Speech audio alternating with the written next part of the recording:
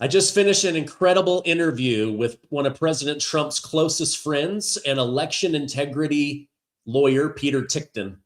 In this interview, we talk about the secret plan to take over the Senate, rig the elections so that they can impeach Donald Trump, as well as J.D. Vance, and install a new king, which would be a Democrat Speaker of the House.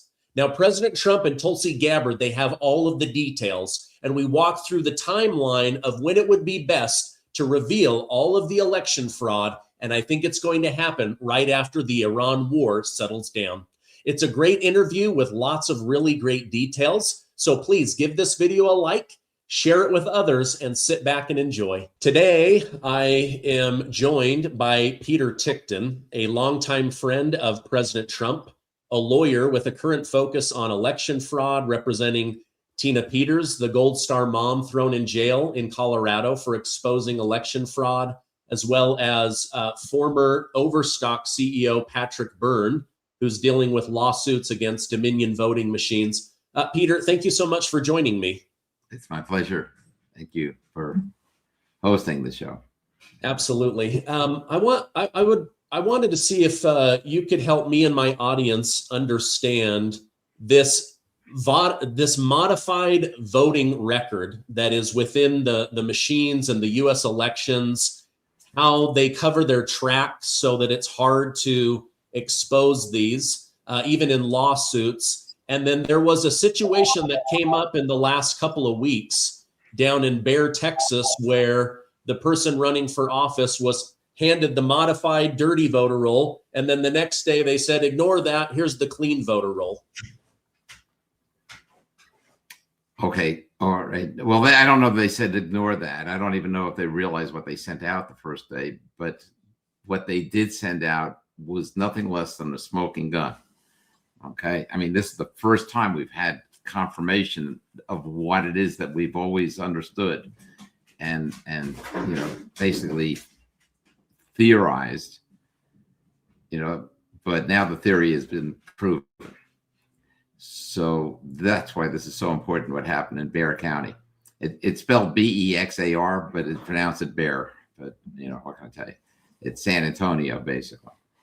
And but before I tell you about Bear County, let me just explain what the voter rolls have in them. And this is all thanks to Andrew Paquette, and also Jerome Corsi had a bit to do with it as well. But it really, if you want to know who the genius is, where the great mind was that found it, that's Andrew Paquette.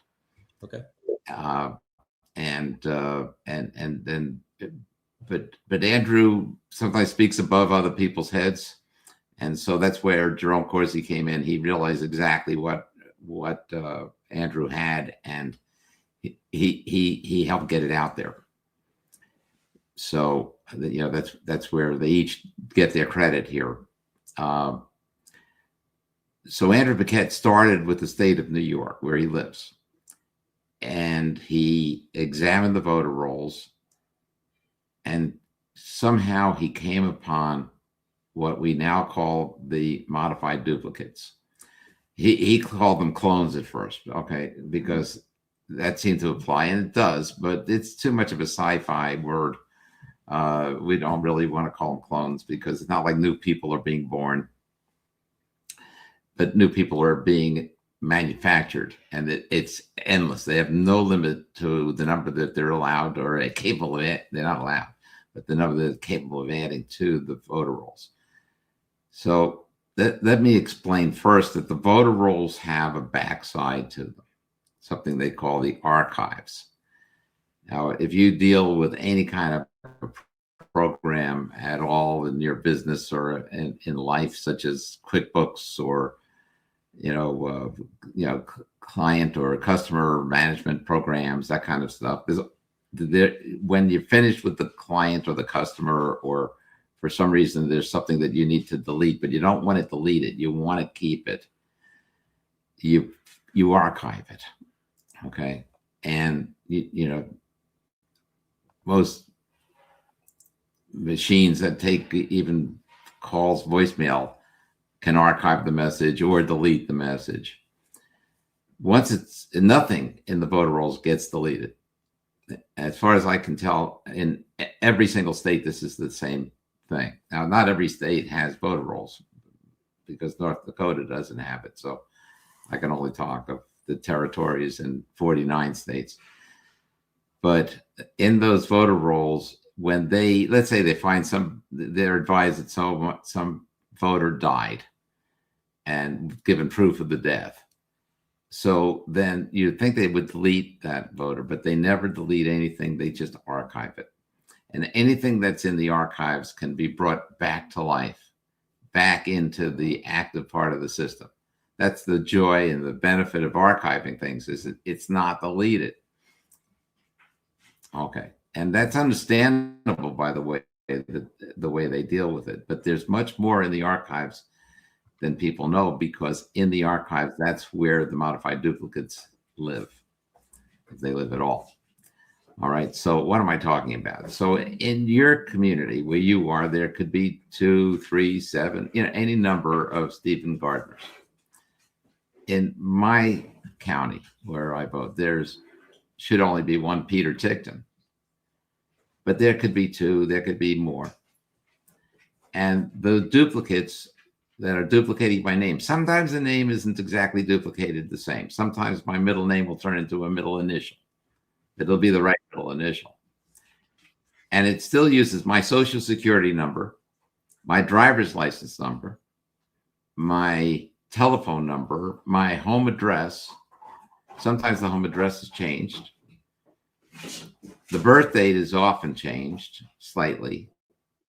And the one thing that is always changed is the voter identification number.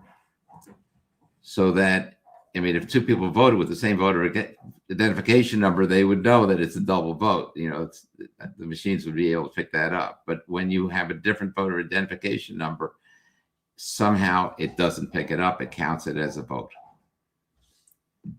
Okay. So that's what we see. Now, not only do we see these duplicates, but we see that they have, in different states, it's different algorithms.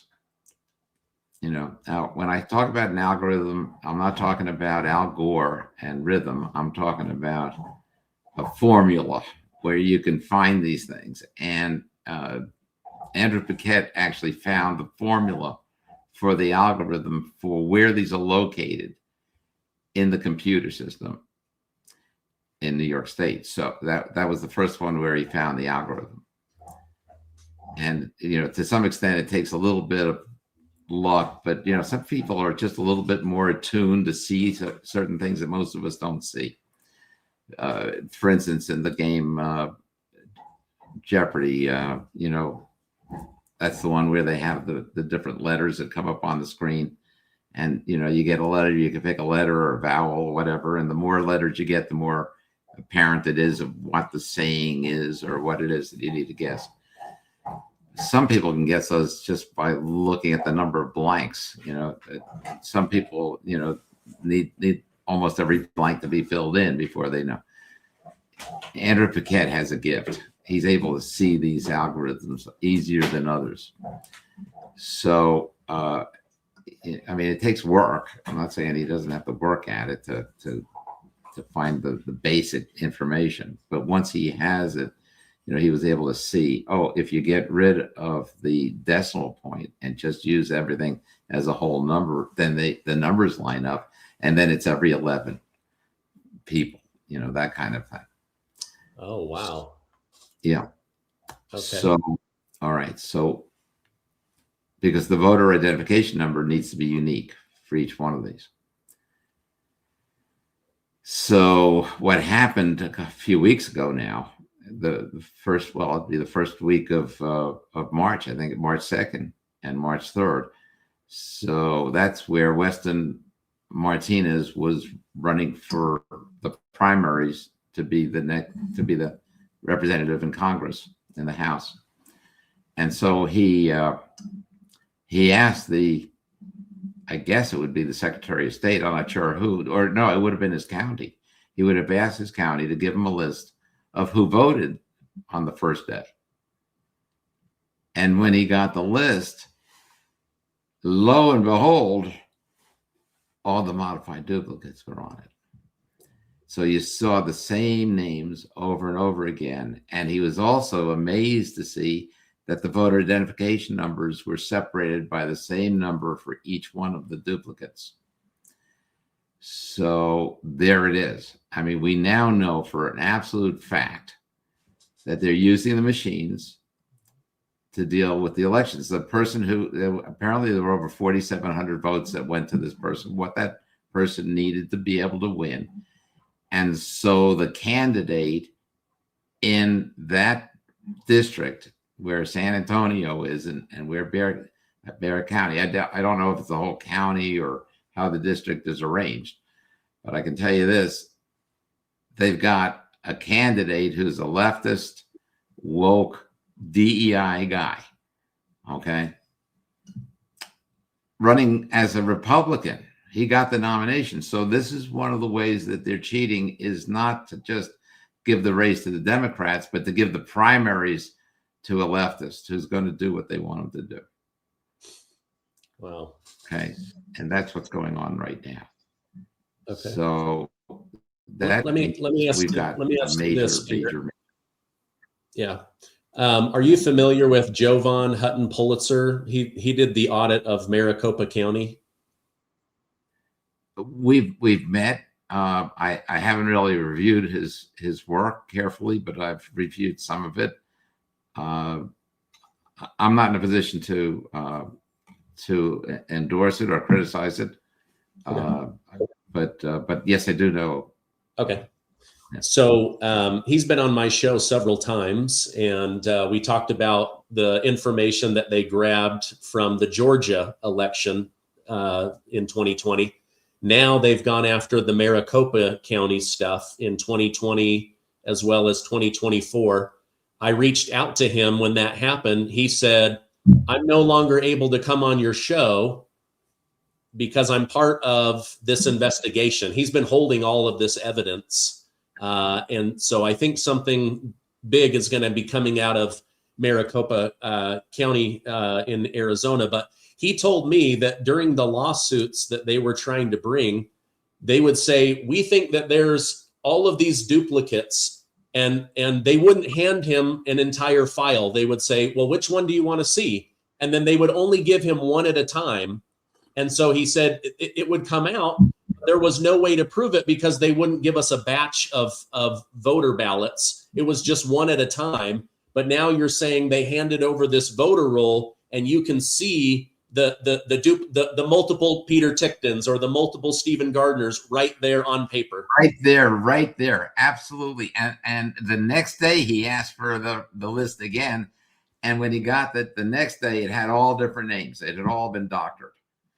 But he got the list for the first day, and that's the smoking gun. The fact that they doctored it, and I say they. When I say I don't mean the county clerk. Okay. I don't mean whoever's working at the polls. I'm talking about the forces that be. The people that are controlling this are international. These are foreign countries that are basically foreign countries and leftists and globalists, whatever you want to call them, that are behind this. People don't realize that we're actually in a form of war with China right now. And, we're not shooting bullets at each other. Sometimes, maybe, naval ships get a little too close and threatening and so on. That's happened. But we're at war where we're not actually attacking China, but they are attacking us. Okay. Just the fentanyl itself, killing 100,000 American men, women. And I'm not talking about old guys that can't fight in our armed forces. I'm talking about infantry age or younger. That's who's dying from fentanyl. And if you look at this, you got 100,000 people a year dying from fentanyl in the United States. That's over 1 million in 10 years. When you think about that, I mean, that's more than all the deaths we've had in all of the wars we've had since the Civil War. So that was a shooting war and they're killing our people. This is a non-shooting war and they're killing our people, to say nothing of what they did with COVID. Now, I know that there's no evidence that as to whether the COVID virus was intentionally released or whether it was released by accident. That we don't know. At least I don't know. But what is known is that the government there, the CCP basically cut off all air traffic to all the major cities from Wuhan. You could not fly to Beijing from Wuhan, but you could fly to New York. You could fly to every city in the United States, and they did, and Western Europe, and they spread COVID intentionally, leashing it, onto us, So this is not, China is not our friend. They say nothing of all the economic crimes and everything else, but just those I think are enough of an example to basically make the point that these people are our enemy, and if they're in charge of the vote, they're going to make sure they get a government in power that's going to do what? Well, let's harm the United States in other ways. I got an idea. Let's open up the southern border so everybody can come in. And that way, not only will all the people we talk about come in, but maybe we can get some infantry people from China. Maybe we can get other people that are in place. So should war ever break out, they're in position to either sabotage important parts of America or even just to take over certain territories. So, they're there. I mean, really, why? At first we thought that China was buying land next to our military bases, our Air Force bases, so that they could learn things that they know anyway. Yeah. And now we really know why they're there. And because we've learned from the Ukrainian war how drones are used. And, they would be able to attack any installation, any Air Force base. If they're a farm next door, there'll be no warning from the drones that come out of that farm. Yeah. So, this is real, and they're attacking us in terms of our election system as well. And how do I know that it's China? I know it's China for one thing. The chips are made in China. And there are parts of the machines that are made in China and the machines themselves that indicate that they're made in Taiwan. So why are they made in Taiwan? Because then they can get certified in the United States. If they were made in China, they can't. So they have this false information in those machines showing their complicity. In other words, if they're just making chips and making machines and sending them out or whatever, saying that it's China, maybe that would be all right. Maybe that'd be legal. But when they change the name of the country in which they're manufactured to one that we're not hostile to, that shows their complicity. That shows their minds are in gear. They know what they're doing, and they know they're doing something wrong. Yeah. Last year, we discovered hundreds of thousands of fake driver's licenses that China had mailed in hoping that those would be voted with for Biden and Kamala Harris. Then, in just the last week, John Solomon at Just the News has released that they now know that China infiltrated at least 18 state election lists and were able to get in there, see all the data. They don't know what they did with it, but they know 18 different states China was able to infiltrate our voter rolls. I'm all in on Make America Healthy Again. Younger people have more energy, faster healing, and better heart health because they naturally make more nitric oxide. Over time, nitric oxide drops sharply, which is why someone over 60 has half the amount of nitric oxide as a 20-year-old, and seniors have even less. This can be disastrous for your health, energy, and healing.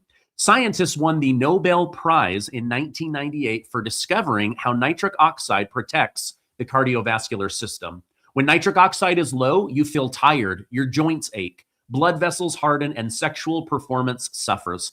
That's why I drink Cardio Miracle every day. My blood pressure went from 160/99 down to 119/73.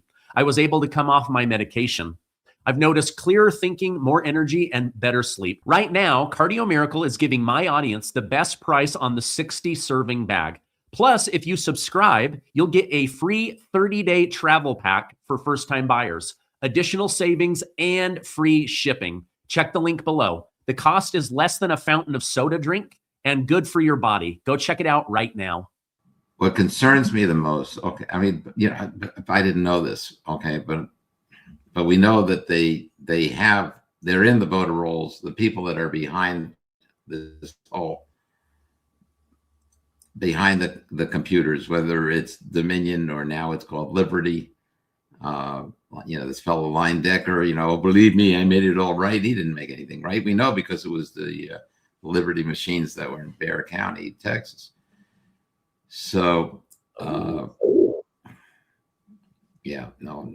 I'll tell you where the danger is, and I'll tell you how dangerous it is. Okay. We have 22 Republican senators running for re-election this year. Did you realize that? I didn't know it was that high. It's that high. It's a weird year. There's 35 races altogether. If they just take 18 of them, which they can take all 22 probably.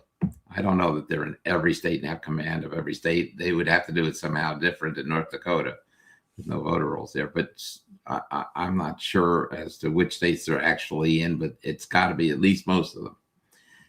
And if not all. But they would probably be in a position to take 18 of those 22 seats if they want to. That would give 67 and keep all the Democrats in their seats. That would give them a 2/3 majority in the Senate.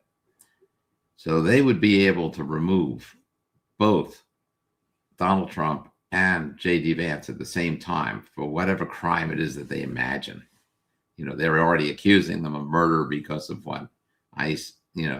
Somebody tried to run over an ICE agent and got shot and killed in the process. That Ms. Good rather is her last name. Anyway, so it could be for murder. It could be for whatever they want. It doesn't make any difference. They don't have to prove the crime. They only need to allege it, and it's a political thing. How many people are going to vote their way? So they can impeach Donald Trump and J.D. Vance again in the House. And because they'll get the House if the cheating is allowed. And then from the House, then in the Senate, they'd have 2/3. They'd then be able to remove them. Okay. And if they're removed, who's the president? Hakeem Jeffries. That doesn't scare the living daylights out of you. I don't know anything that will. And then Barack Obama gets his 4th term by calling the shots through Hakeem Jeffries. Well, it's far more than just, if it were Obama, if you accept the fact that he was born in Hawaii, then at least we have an American who's betraying the country on his own. But it's not. It's also foreign interests that are doing this. And that's part of the reason that it's appropriate to have an order. If we had China shooting at us and going into Washington to take over our government, the president, nobody would question whether the president has emergency powers to be able to resist that and deal with that emergency. The fact that they're doing it in a different way, a hidden way, is no different. They're still trying to take over our government. And if they ever did achieve that a second time, it wouldn't just be the weaponization of government that you've seen. It would be, they'd be taking us away in truckloads. But, anybody MAGA, they hate us. And they hate us because, well, you know what? It's like Donald Trump said, so often he said that, of the different things which he said, the one thing that resonates, I think, more than anything else with me is they're coming after you, and he just happens to be standing in their way. They need him out of the way to get us. And so this is their plan. right now we hardly have any place left on earth that's free. They're in the UK, they're arresting 30 to 50 people a day for what they post on the internet or what they text. God help you, you text somebody that you hate the Islamists or whatever, or the Islamists are taking over the city and we can't stand that morning call to prayer anymore. The next thing you know, they're coming to your door and taking you away. So this isn't a free land anymore. The UK, Canada, Australia, they're gone. They may come back, but they're not going to come back unless the US comes back first. And because we have our freedom, we still have an ability I can talk to you and say all these things that I'm saying right now, and I'm not arrested. I'm not taken away. If we had a President Harris right now, we'd both be gone. Yeah. Let me get your thoughts on this. This is just something that it keeps going over and over in my mind. If President Trump has been briefed on all of this, and DNI Tulsi Gabbard has been briefed on all of this, and together they've grabbed information from Arizona, from Georgia, they've got these military people from Venezuela, including former President Nicolas Maduro. They've got the voting machines in Puerto Rico. Part of me thinks when the dust settles with this Iran conflict, we're going to see this brought out with enough time before the midterms that people can actually digest it and realize what's been happening in our country. Your thoughts on them holding this information back until the dust settles with the Iran situation? We need we need the president. Okay, let's get to basics. The U.S. Constitution. The U.S. Constitution does not provide for the president to make any rules dealing with the elections. It's clearly the legislatures of the states make the rules for how elections are to be conducted. Not the governors, no judges, not the president, but Congress can also change those rules. Okay. However, at the same time, the president does have emergency powers. The National Emergencies Act, for one, gives him those powers. And it's inherent power that he has as well as being the president. If an emergency is here, then he can deal with it. The problem with this emergency is that it's an invisible one. So, if you had a governor who declared an emergency due to a storm, and nobody could perceive that there's any storm anywhere. What storm? There's no storm.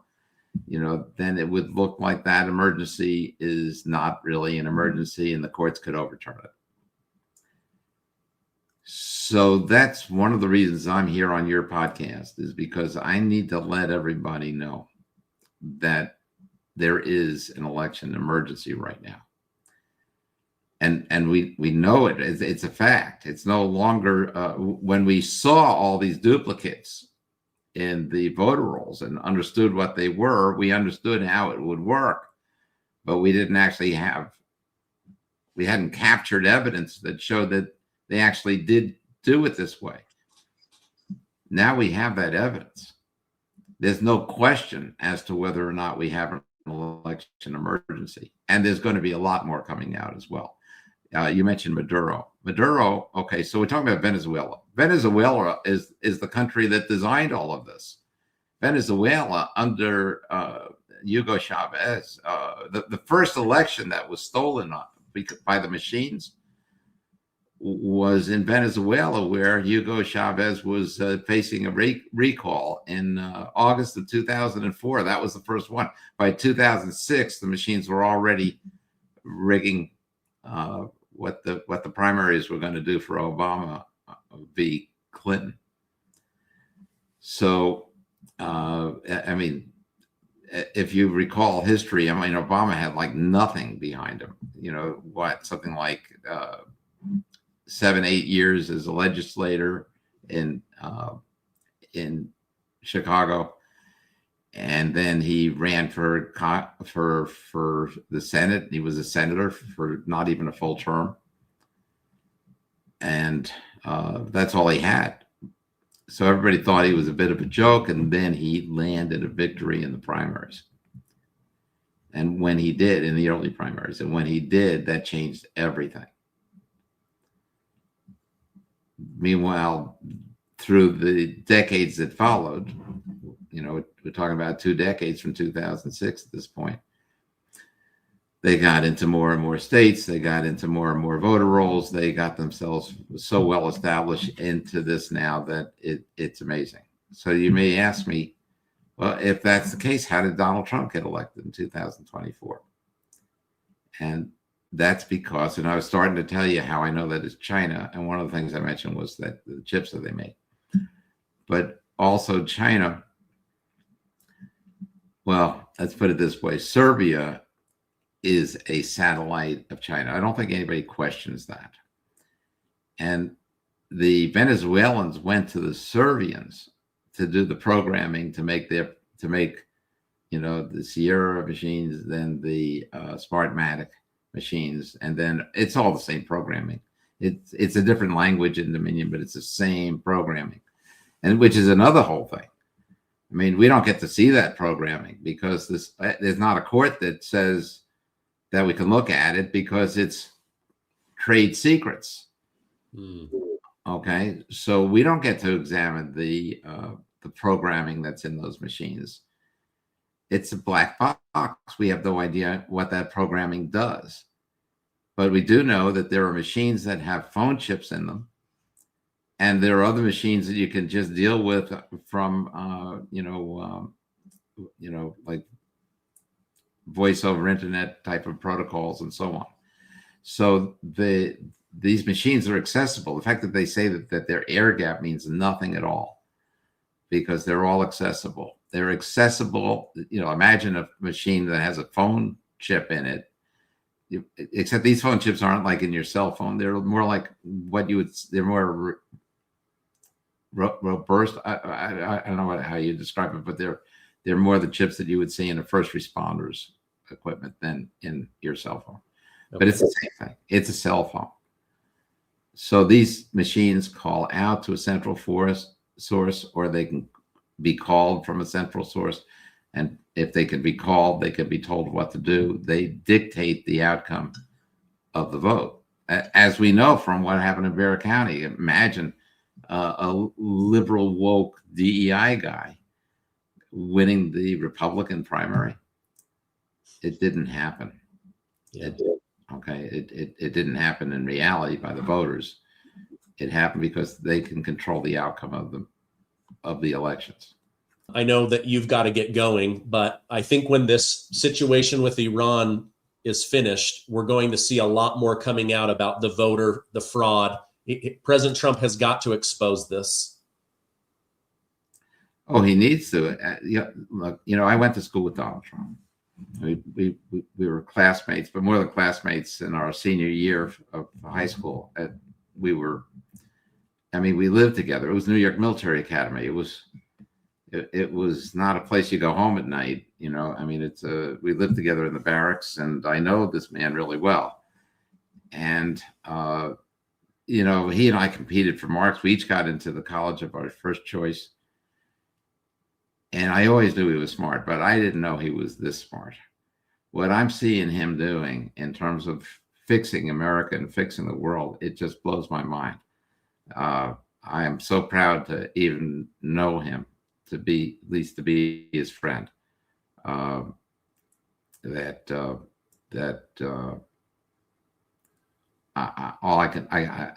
proud, but I will tell you, he knows.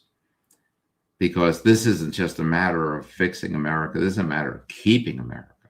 This is a matter of losing our country and losing everything we believe in. And, people think, oh, well, what the heck, we can give it a try wherever no one owns anything. Everyone owns nothing and everyone is happy. Let's give that a whirl. These are idiots. Okay, first of all. And what they don't understand is that sometimes you imagine things and they're not so bad in your imagination. They may be bad in your imagination, but not so bad in your imagination. I'll give you an example. Every kid goes through this. Every kid that has parents, they think about, well, when they learn about death and so on, they picture the parents dying, and they may even get a pain. They may get something, maybe not, but they think about it. But then later in life, when they lose their parents or lose a brother or sister or somebody that they love, that's when they learn what misery is. But even that kind of misery comes to acceptance in time. Losing our country, losing our freedom is nothing we could ever come back from. And it's not the kind of misery that ever goes away, because every day you wake up and it's there brand new all over again. So, this is everything we're talking about.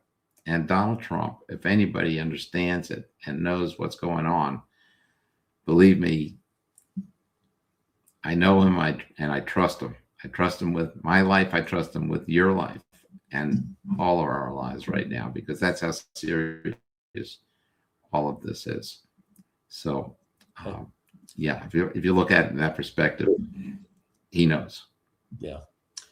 Well, that's why he doesn't like saying the SAVE Act. He likes saying the Save America Act. Peter, I know that you got to go. Thank you very much for your generous time. We will definitely have you on again in the future. Thank you. It's been my pleasure.